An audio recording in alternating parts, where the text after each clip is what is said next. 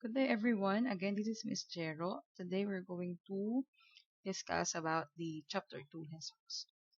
So, before I start, I want you to get your notebooks or any notes that you have together with your ball pen so that while I am discussing, you do your take down notes. Okay, so what are the contents of this chapter? Number one, the market mechanism, the demand, the law of demand, supply, the law of supply, and the dynamics of demand and supply. All right, so these are our objectives. Number one, familiarize with the concept of demand and supply. Number two, state the law of demand and supply. Number three, identify the determinants of demand and supply. Number four, explain how the forces of demand and supply interact to attain equilibrium in the market and apply the law of demand and the law of supply to different economic situations. So, in market mechanism, it also called as invisible hand. So, it is refers to the individual's actions, decision of economic agents that lead to maximum welfare for the economy. So, ang nangyayari lang naman dyan dahil meron tayong seller at buyer, kapag ka nakikita ni seller na tumataas ang demand ng buyer, ang ginagawa lang niya, dinadamihan lang niya yung supply. So, dahil nagkakaroon ng demand, si seller, no, nagkakaroon siya ng pagkakataon na taasan yung presyo. So, sa market or let's say sa palengke, 'di ba, um kapag tumaas ang karne, no? So, yung mga tindahan doon, they have the right to to increase their prices. So, na kay individual 'yun kung gusto niyang bumili kung gusto niya pa rin bumili or kung ayaw niya ng bumili. So, pag sinabi nating market mechanism, it's all about trade ng money, ng goods and services na kung saan we have the forces of demand and supply. Alright, so what is demand? Okay? Demand is definitely a uh, an action wherein we individual have desire to purchase the product. Ibig sabihin, dahil yung demand, paano mo masasabi na demand ng isang product? Kapag po, binili mo siya. Once na gusto mo lang siyang bilhin, pero hindi mo siya binili, actual, binayaran, hindi siya demand. Okay? So, what will be the law of demand? When the price of goods rises, the quantity of the good demanded will fall. Okay? Or what we call ceteris paribus. Sabihin lang yan, other things are held constants. Meaning, kapag tumaas ang presyo ng isang commodity, automatically, yung demand natin for that certain goods, bababa. Bakit? Kasi nga, mataas yung presyo eh. So, mawawalan ka na ng demand or mawawalan ka na ng desire to buy that certain product. Now, we also have the demand schedule. So, in our demand schedule, it is a list or the quantities of a good that consumers will choose to purchase at a different prices. So, yung demand schedule natin, ulitin natin depende po yan doon sa consumer kung kailan siya bibili. Okay, bibili siya bakit? Nakadepende kasi sa presyo. Alright, based on our example, no, as you can see, okay, this is a maple syrup in US. So, kung mapapansin niyo habang tumatagal, tumataas yung presyo niya. Okay? Start from $1 until naging $5 na siya. But if you're going to look here at the quantity demanded, nung mura siya, marami siyang naging demand. However, habang tumataas yung presyo, ano nangyayari sa demand? Bumababa. Bakit? Kasi nga mataas ang presyo. Okay, demand curve. Ano po ba yung demand curve? Okay? This is the graph of demand schedule. Mamaya papakita natin kung ano yung itsura niyan. So, the curve showing the quantity of good or services demanded of a various prices or ceteris paribus. Each point on the curve, the total quantity that buyer would choose to buy at a specific price, downward sloping. Okay, so kung mapapansin niyo, this is based on the table kanina, no? Okay. This curve shows the changes in our demand schedule. Okay, yung schedule po natin, ito po yun, yung A, B, yung may mga point-point na yan. Okay, yung schedule na yan, bakit po tayo nagkakaroon yan? Kasi po, depende po kay seller kung magkano yung price na ibibigay niya. So, because of that price, nagbabago po or nagva-vary po yung demand ng consumers natin. So, as you can see, okay, in our y-axis, we have here the prices. In our x-axis, we have here the number of bottles per month. So, kung mapapansin ninyo, nung 4, with our schedule A, nung 4 po yung price niya, $4, okay, ang naging demand niya ay 40,000 bottles. Okay, and then, nung nagkaroon tayo ng schedule B, which is, ang nangyari, bumaba yung presyo, okay, naging $2 na lang, and then what will be the response of our consumers? Siyempre, dadami na po ang kanilang demand. So, in this case, okay, naging 60,000 bottles na siya per month. Okay, in demand, no, as you observe with our demand curve, okay, nagbabago yung curve natin depende doon sa dinidictate ng price. Now, how the demand curve shift caused by the changes or change in any variables that affects demands. So, wag tong kalimutan itong mga shift to the right, shift to the left. Yung rightward shift natin, ibig sabihin, tumaas yung demand. Okay? Right shift. Shift yan. Okay, tumaas ang demand. Pero pag leftward, okay, leftward, ano nangyari? Bumababa ang demand. Next. Yan. Itong ano na to, itong table na to, the price of per bottle and the original prices demanded, it's also same thing nung table natin kanina. Alright, now, ano pong nangyari? Kung mapapansin ninyo, yung ating new quantity demanded is based on the average income. Okay po? If before, no, the average income is $40,000, okay, nagtaas ngayon si US, example, ng kanilang average income, naging $50,000. Right?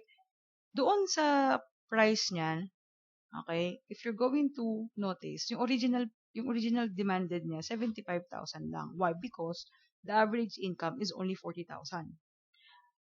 Nung naging 50,000 na, yung kanilang average income, okay, mas lalong, dumami yung kanilang demand. Why? Because it's affect the average income. Alright? So, same thing pa din. No, tumataas lang yung nagiging demand. Why? Because you have the capacity to pay. You have the capacity to purchase more. Because of this, what will happen? Okay? What will happen? Habang tumataas ang presyo, ganun pa rin. Bumababa ang demand.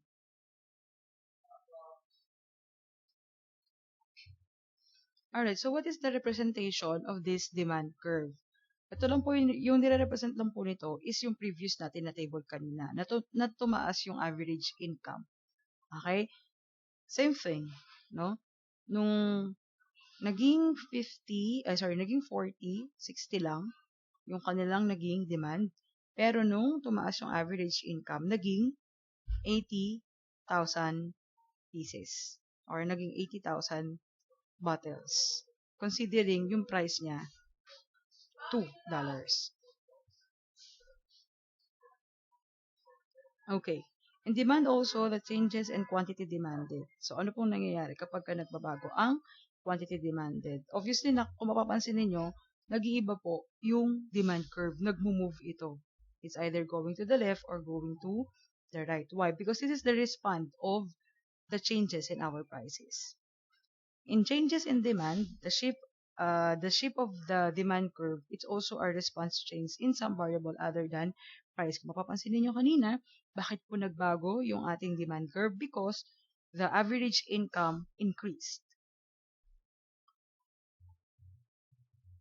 Alright, so what are the factors that the demand curve will be moved or we're going to shift in different direction?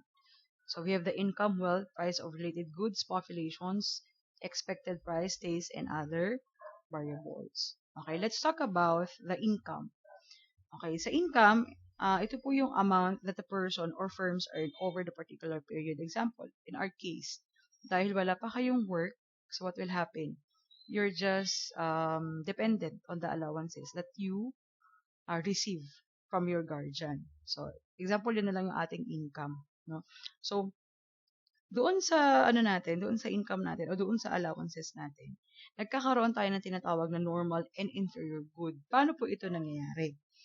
Okay, pag sinabing normal good, a good that people demand more of as their income rises. Example, kung ang allowances mo ay 100, tapos dagdagan pa siya ng 50 pesos. Okay? So, yung demand mo for a certain product, lalo pa siyang tataas. Example, you are a fan of milk tea. Okay?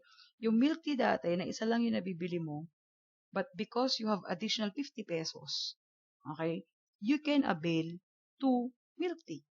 That is what we call normal good. Okay? Dumadami yung demand mo with a particular product because what? You increase or your income increased. However, okay, nagkakaroon din tayo ng inferior good. Paano po ito nangyayari? A good that people demand less of as their income rises. So, ganun pa rin. Example natin yun. Sabihin natin na you still love that tea, okay? Maano pa din, meron ka pa rin demand sa milk tea. Okay? Nung 100 pesos yung pera mo, meron naman talaga. Kumbaga, hindi ka umuwi hanggat wala kang baon nun or hanggat hindi mo yun nako-consume within the day. And then, nung tumaas yung ano mo, yung allowances mo, nagdagdagan ng 50 pesos, ano nangyari? Okay? It's either, no? It's either ang nangyari na walan ka na ng demand sa milk tea, ano nangyari? You explore another taste with different kind of beverages.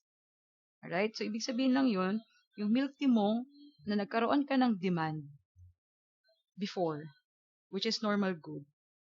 Okay? But because you increase your allowances, you want to taste different flavor or different variety of beverages.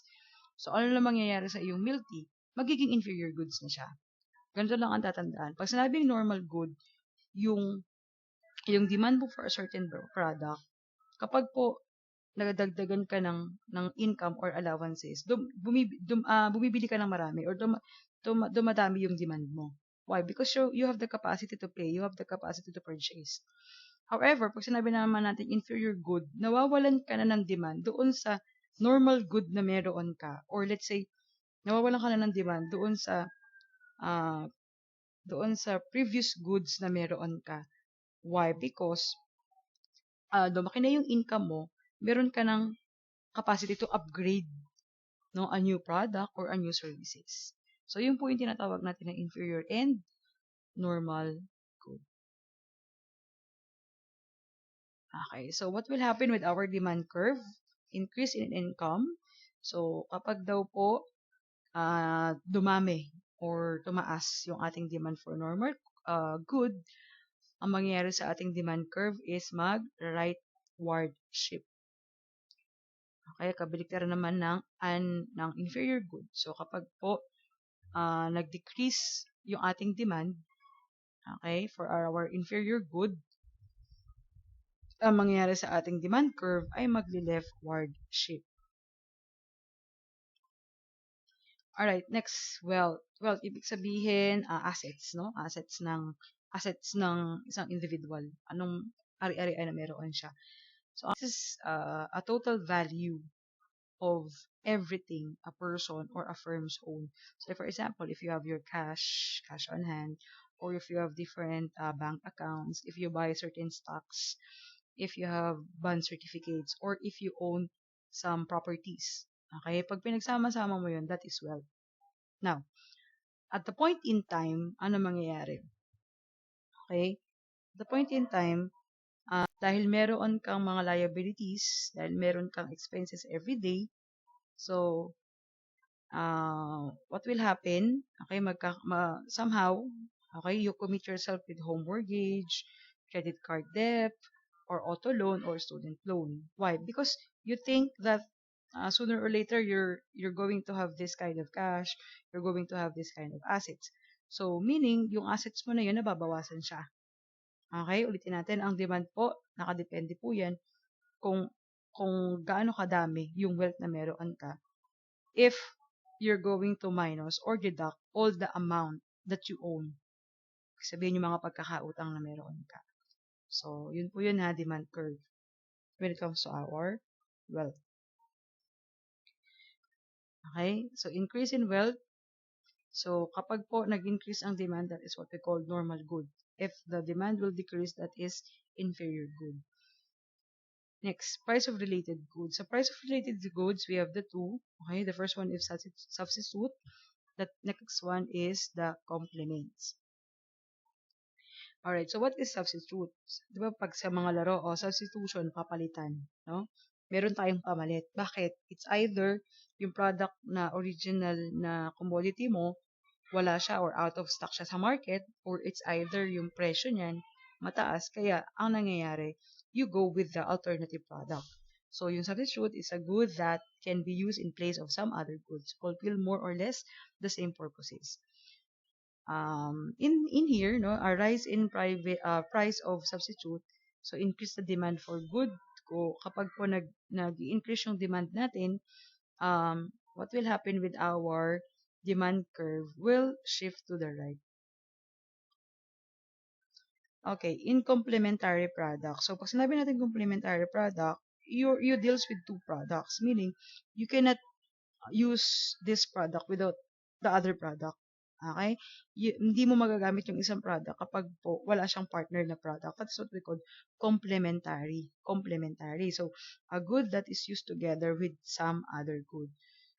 Okay, what will happen with our demand curve? So, kapag daw po, nag-decrease yung demand natin for a good because they are complemented, what will happen with our demand curve? They're going or it will shift to the left. Okay? So, the next determinants din po ng ating demand is the increase in population. Siyempre, kapag ka dumadami ang tao, dumadami ang demand. Dumadami kasi ang pangangailangan natin. Dumadami yung kailangang ma-produce. No? Kaya po, ang nangyayari, once the population increase, automatically, the demand also increases. Alright, how about expected price? Ito po yung price na kung saan you are looking forward to change in the future. So, these are the expectations that the price will rise in the future. So, ano po mangyayari sa ating demand curve? The demand curve will shift to the rightward. Okay? Kapag po na in-expect natin na yung presyo po niyan ay tataas. But if we are expecting that the price will fall, bababa yung presyo, ang mangyayari po sa ating demand curve is will shift to the leftward. Okay? Next is the taste or preferences. Yan. Pag sinabing taste or preferences, depende kasi sa atin yun kung ano yung trip natin, no? Ng trip ng isang consumer. Okay? So like for example, taste or preferences before, 'di ba, nung wala pa yung mga K-pop, ano-ano ba yung mga uso, no? Before yung mga trend, kumbaga. So, yung taste natin o yung preferences natin, nagbabago yun. Depende po sa nagiging trend. Okay? Depende po kung ano yung nagiging in sa society. So, dito, okay, sa taste or references natin, the taste change towards good. If this change, automatically the demand will increase. But if the taste change away from a good, the demand for that certain good will decrease. Bakit? Kasi nga nagbabago ka na. So, ibig sabihin, yung bagong trend, doon na ngayon nag-i-increase yung demand mo. Yung luma, wala na. Hindi na nagiging demand. Okay? Next po tayo is the other shape variables, which is the government subsidies and the demand. Okay, next we have the other shape variables. So what is the government subsidies? This is the benefits given to the individual or businesses or institution, usually by the government. Okay? It is usually in a form of cash payment or tax reduction.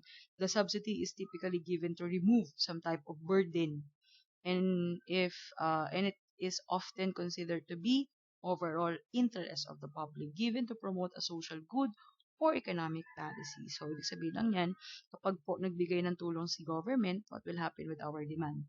Diba, tumataas. Demand for goods po ay nakadepende somehow, no?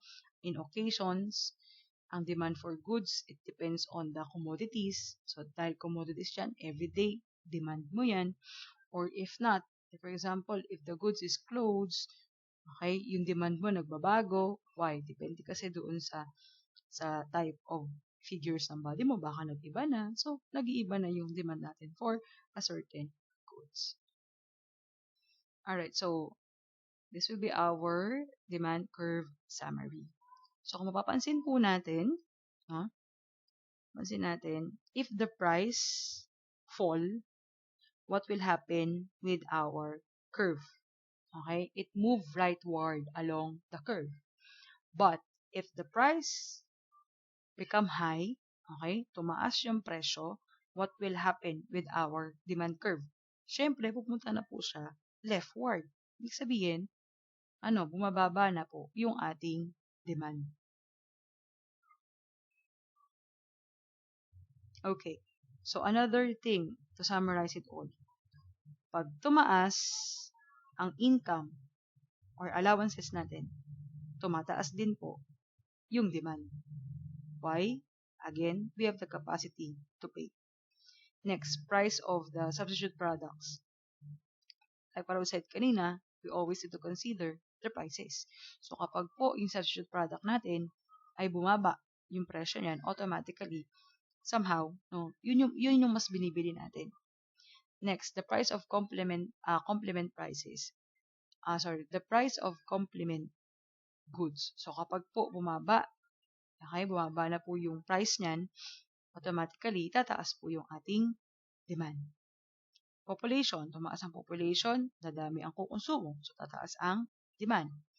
Expected price, kapag po, ngayon, ina-expect mo na magtataas yung presyo, anong gagawin mo?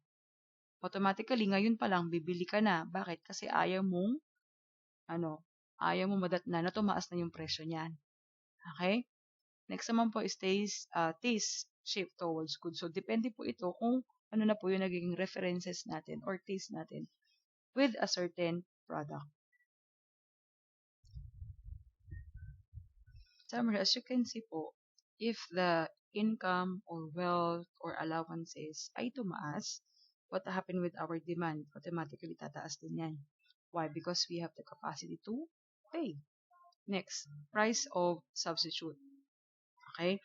Yung price of substitute, ibig sabihin po niyan, ito po yung alternative product natin. So, kapag po yung alternative product natin ay tumaas ang presyo, okay, what will happen with our original product? Tataas po ang demand natin. Kumbaga, you have your original product is A, your substitute product is B. Kung si B, na substitute product mo ay tumaas yung presyo, okay, magkakaroon ka ngayon ng mataas na demand for your A product, which is your original product. Okay? Next, the price of complementary. So, obviously, kapag ang presyo ay bumaba, automatically, the demand will up or we're going to rise.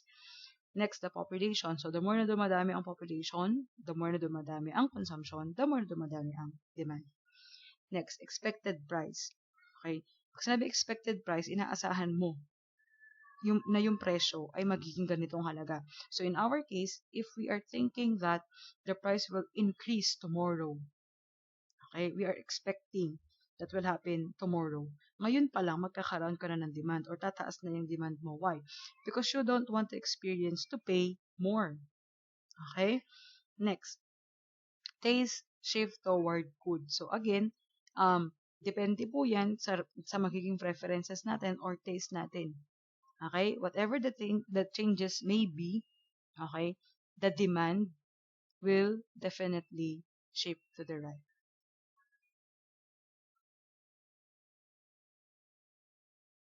Okay, in another way around, kapag bumaba naman po yung income, yung wealth, or allowances na meron tayo, bumababa rin po yung ating demand. Why? Because we have limited capacity to purchase or to pay. Next, price of substitute. Okay. So, mapapansin ninyo, Ulitin natin yung ating product kanina. We have A and B. Si A, yun po yung ating original. Si B, yun po yung ating substitute. So, yung ating, kung ang substitute product po natin, si B, ay bumaba yung presyo, yung demand po natin kay original product, which is si A, bababa po yung ating demand doon. Why? Because we definitely buy the substitute product because bumaba nga po yung kanilang presyo. Okay? Next, we have the price of complement. So, same thing, no? Kapag tumaas yung presyo, what will happen with our demand? Bababa na.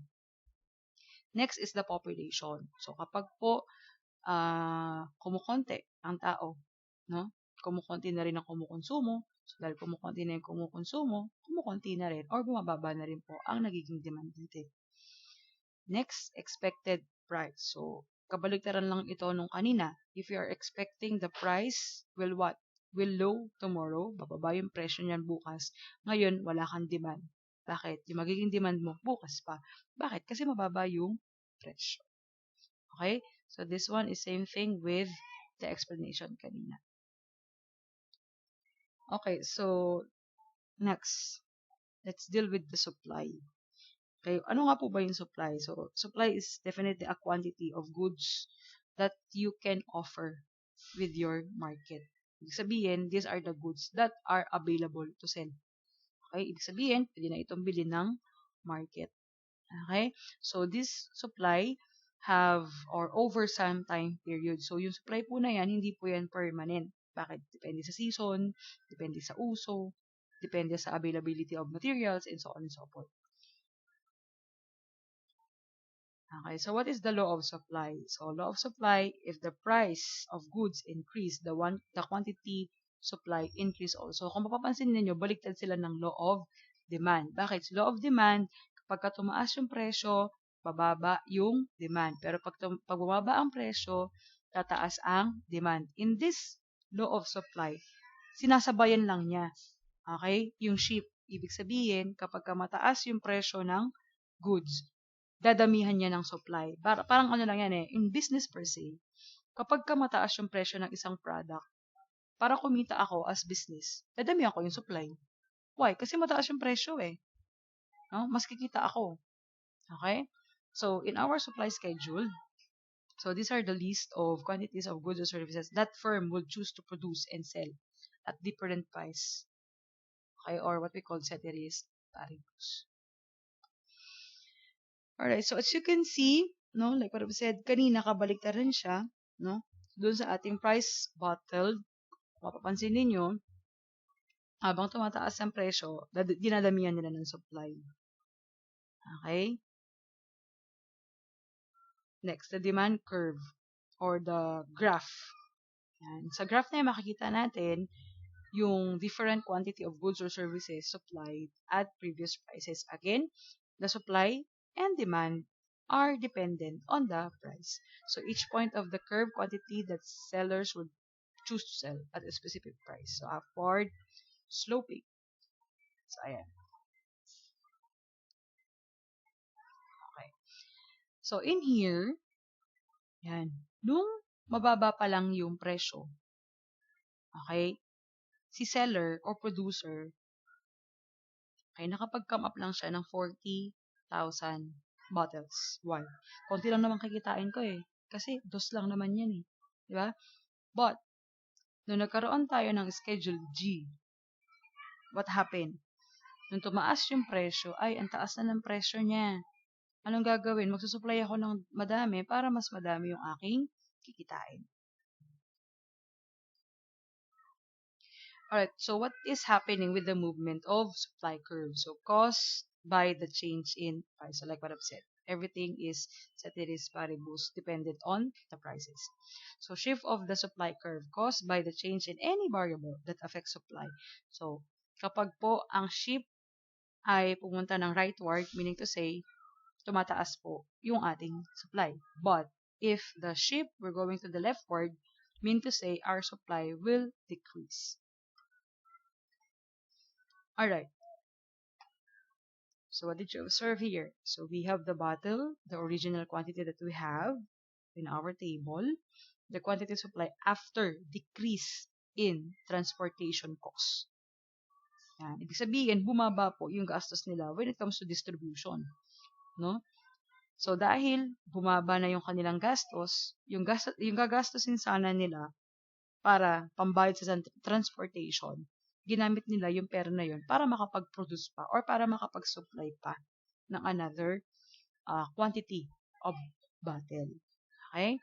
So, ganun din, no? Habang tumataas ang presyo, madami pa rin or dumadami pa rin yung ating nagiging supply. Alright, so this graph representation of the table previously. So, mapapansin ninyo, okay, what will happen, no? Kahit po, yan. So, yeah, ito lang yung representation nung ating table kanina about the transportation cost. Right? So, if you're going to observe, yung price niyan, which is the $4, still the same. Okay? Tumaas lang po yung kanyang quantity supply because wala na po siyang, or bumaba po yung kanyang transportation cost. Okay, changes in quantity supply, the movement along a supply curve in response to change in price. So, change in supply, the shape of supply curve, and response to a changes or change in some variables other than prices. So, ito po yung mga determinants natin kung paano po nag-i-increase or nag-i-decrease ang ating supply quantity. First is the input prices, second, price of alternatives, third, technology, fourth, numbers of firms, fifth, expected price, sixth, changes in weather or other natural events, and the last, the other shape variables. Now, in input prices, pag sinabi natin input prices, these are the expenses that we have before or once we process a certain product. Kumbaga, ito yung capital mo. Okay? So, kung ang capital mo lang ay mababang halaga, obviously, makonti lang din yung raw materials na mabibili mo. So, dahil konti lang yung raw materials na nabili mo, automatically, konti lang din yung mapoproduce mo. So, whatever the thing that you are produced, kung ano yung total na na-produce mo, that is what we call supply.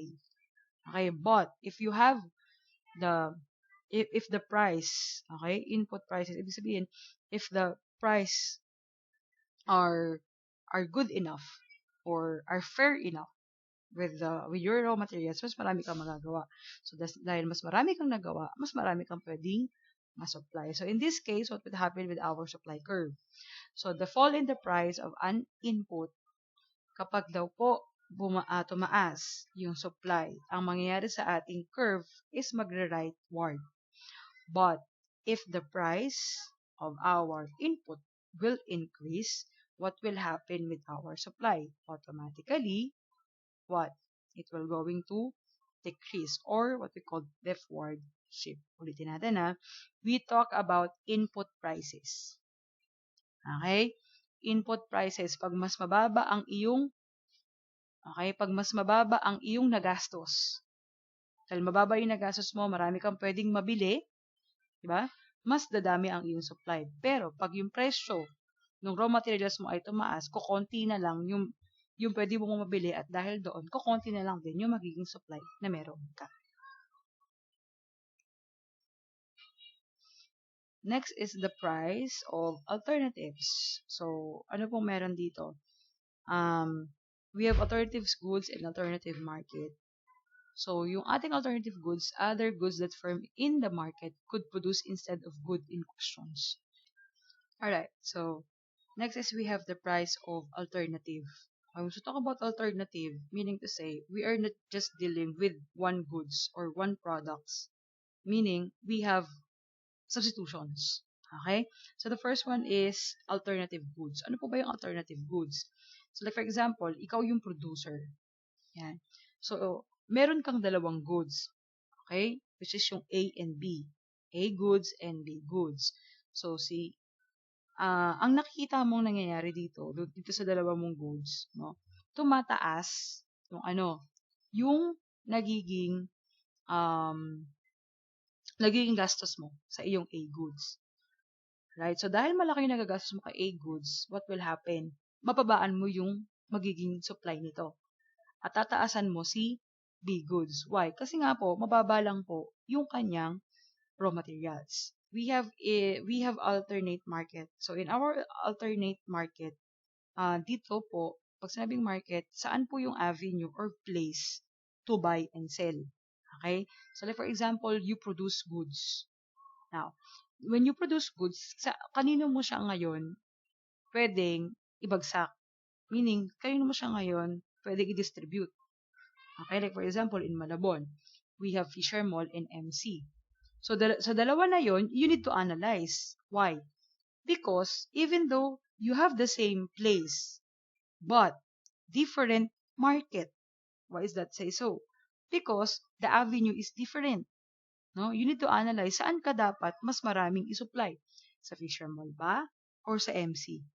Okay? Kailangan mong i-analyze ilan ba yung mga pumapasok sa MC, ilan ba yung pumapasok sa Fisher Mall, saan ba nakalocate yung stall na yan, diba? So you need to think about the the demand of the certain market. Okay? So kapag ka may demand yan, doon ka ngayon mag-supply ng mag-supply. Alright. So what will happen if the price of our alternative will increase?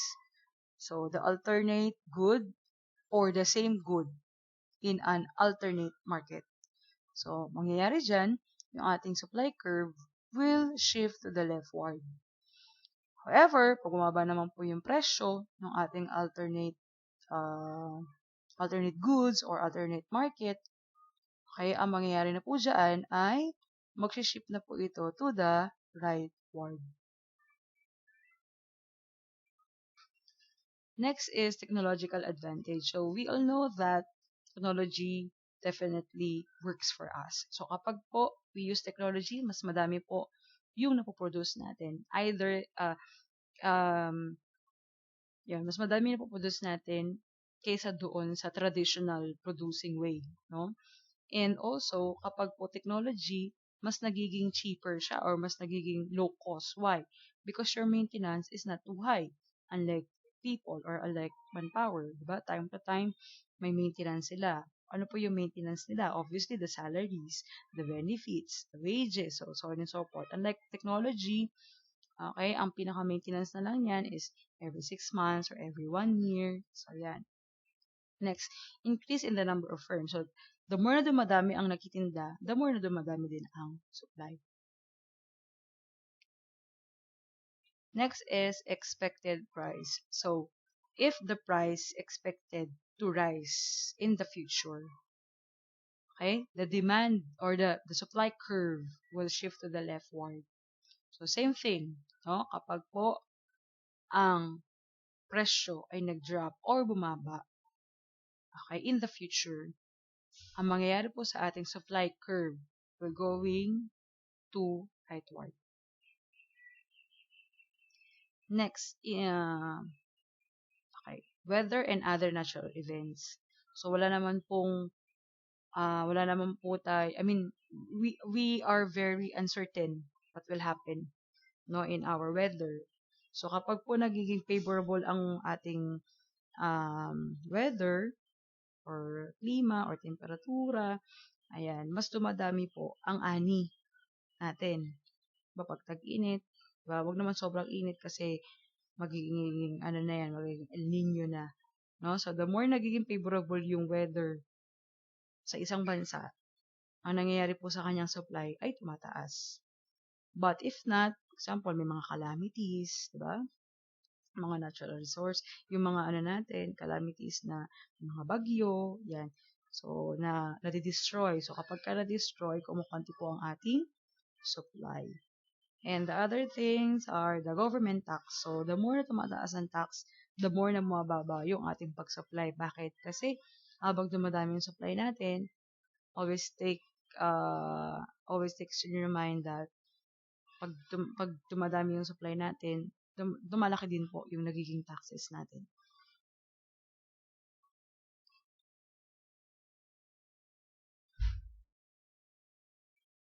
Okay, so in summary,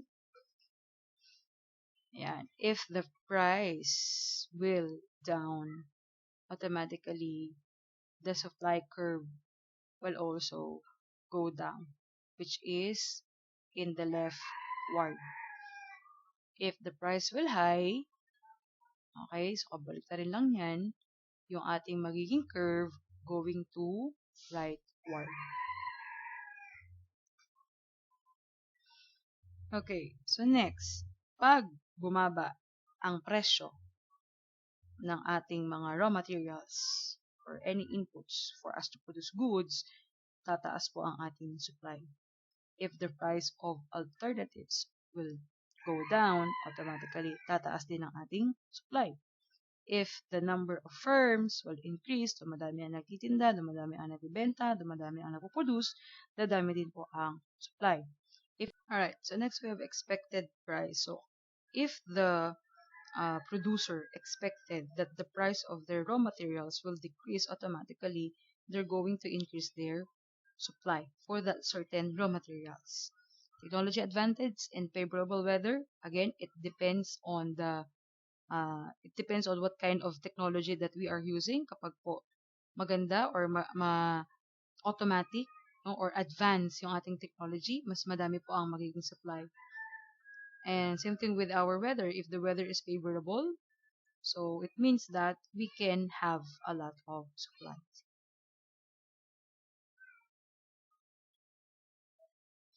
Okay, so in another way around, if the price of our input will increase, ibig sabihin mataas ang ating raw materials, konti lang po yung maaari nating ma-supply.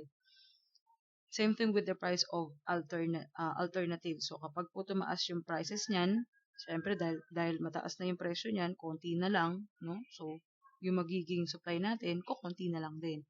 Number of firms, pag po unti-unting nawawala yung mga businesses, no? Unti-unti na rin pong nababawasan ang ating supply. So unexpected price. Sa unexpected price naman, if we are thinking that in the future, no, or we are expecting that the price will going high, our supply is definitely go down. Next naman po is unfavorable weather. So meaning to say, hindi nakikisama, no, ang ating weather. So in that sense, kukunti lang po yung maaani natin. So ang mangyari po sa ating supply, magda-draft. Any questions is highly appreciated. Thank you so much for listening.